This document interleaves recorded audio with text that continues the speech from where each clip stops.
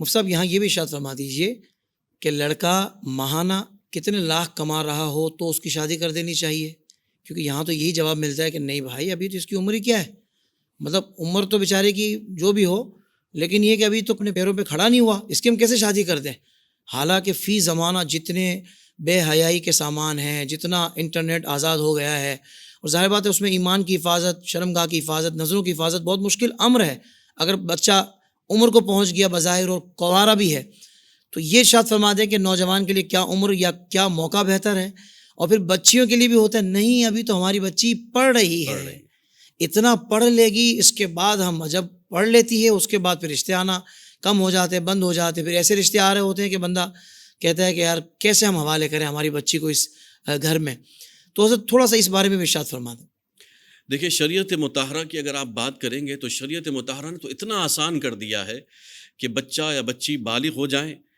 اور لڑکا نان نفقہ سکنا یعنی عورت کو رہائش دینے، نان نفقہ دینے، کپڑا دینے کا اہل ہو چکا ہے۔ اب اس میں لاکھ 2 لاکھ اس کی کوئی قید نہیں ہے، وہ اس بات کا اہل ہے کہ وہ نان نفقہ سکنا دے سکتا ہے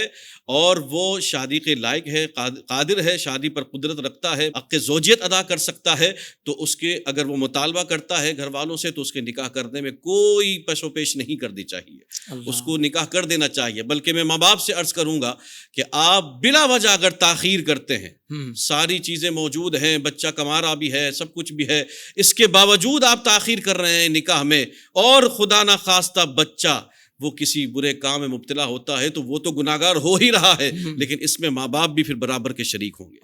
جو بلا عذر شرعی ماں باپ اپنے بچوں کی نکاح میں تاخیر کر رہے ہیں، اگر خدا نہ خواستہ اس تاخیر کی وجہ سے بچہ کسی عادت بد میں مبتلا ہوا یا بچی کسی عادت بد میں مبتلا ہوتی ہے تو ماں باپ کا بھی اس میں برابر کا حصہ ہوگا، ماں باپ بھی اس برابر میں اس گناہ میں برابر کے شریک ہوں گے۔ اس لیے آپ شریعت کا حکم یہ ہے کہ بچہ جو ہے وہ اس قابل ہو جائے، حق زوجیت ادا کر سکتا ہے، نان نفقہ سکنا سب ادا کر سکتا ہے اور وہ اپنی بیوی کے حقوق پورے کر سکتا ہے، تو اس کا نکاح اگر وہ کر دے تو اس کی یہی عمر ہے۔ اب اس میں بلوغت سے 15 سال کے بعد ہمارے آقا دو جہاں صلی اللہ علیہ وسلم کے اصحاب ایک 17 18 سال یہ عمروں میں بھی نکاح ہوئی ہیں اصحاب کے بچوں کی، اور جہاں خواتین بچیوں کی بات ہے آپ نے بالکل صحیح فرمایا کہ ہماری بچیاں تو والدین بچیاں بھی اس فکر میں کہ اب ابھی میں پڑھ رہی ہوں، یا ماں باپ کہ ابھی بچی تو پڑھ رہی ہے، اس عمر میں وہ عمریں ڈھلتی چلی جاتی ہیں۔ جب اچھے رشتے آ رہے ہوتے ہیں، ایک روایت میں ہے کہ اچھا پہلا رشتہ اگر آئے تو اس کو رد نہیں کرنا چاہیے، پہلے کے اوپر بھی ہے، پہلا رشتہ اچھا آ جائے، وہ جو ظاہری فارمیلٹیز ہیں جس کو نبی پاک صلی اللہ علیہ وسلم نے جس کا حکم دیا ہے وہ فارمیلٹی پوری کرے اور دے دے، اس میں مزید تاخیر نہ کرے۔ پھر ایسا نہ ہو کہ یہ رب کی طرف سے جو آیا تھا اس کو آپ نے ٹھکرایا تو پھر اب آپ راندہ درگاہ ہو جائیں، آپ در بدر کی ٹھوکریں کھاتے رہیں۔ بلکہ ایک حدیث پاک میں ہے، یوں تو ہمیں حکم کیا ہے، ہر کام جلد بازی نہیں کرنی، جلد بازی کرنے کا حکم نہیں ہے، لیکن 3 کام ایسے ہیں رسول اللہ صلی اللہ علیہ وسلم نے فرمایا کہ 3 کام میں جلد بازی کرو۔ نماز کا جب وقت ہو جائے جلدی کرو،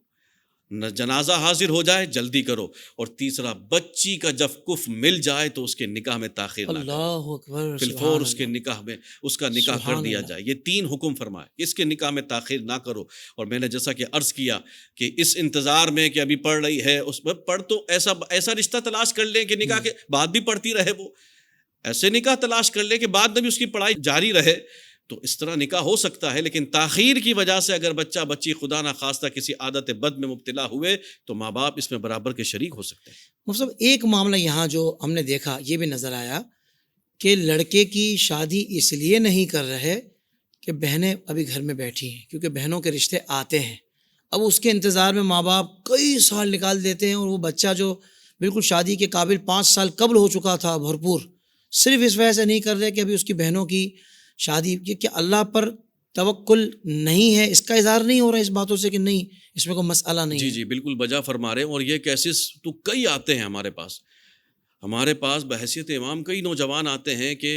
میں شادی کے قابل ہوں، کما رہا ہوں، سب کچھ ہے، لیکن ماں باپ صرف اس لیے نہیں کر رہے کہ میری بہنیں ابھی ان کے رشتے نہیں آ رہے۔ بھائی ان کی وجہ سے آپ ان کو مؤخر کیوں کر رہے ہیں؟ ان کو بھی آپ نمٹائیں، ان کو بھی آپ شادی کریں، ان کی بھی آپ شادی کریں، تو اللہ پاک اس کے بھی اسباب کھول دے گا، بلکہ اس ایک نکاح کی وجہ سے اللہ پاک ان کے لیے بھی آسانیاں عطا فرمائے یوں گا۔ ہوتا ہے مفتی صاحب کہ بھائی کی شادی جی کی جی تو جی، اس کی شادی کے دوران ہی بہنوں کو بالکل ایسا ہی ہوتا ہے، واہ بلکہ واہ، اس بھائی کے سسرال میں سے ہی آپ کو بچیاں مل کیا جائیں بات گی، ہے آپ کو نئے رشتے مل واہ، جائیں گے، آپ کو اور زیادہ آپ کے تعلقات وسیع ہوں گے۔ تو اس سوچ کو بھی آگے ذرا سوچ کو وسیع کرنے کی کیا ضرورت ہے بات ہے، واہ واہ، کہ بچوں کی شادیوں میں بس بالکل پسو پیش نہ کیا جائے۔ آپ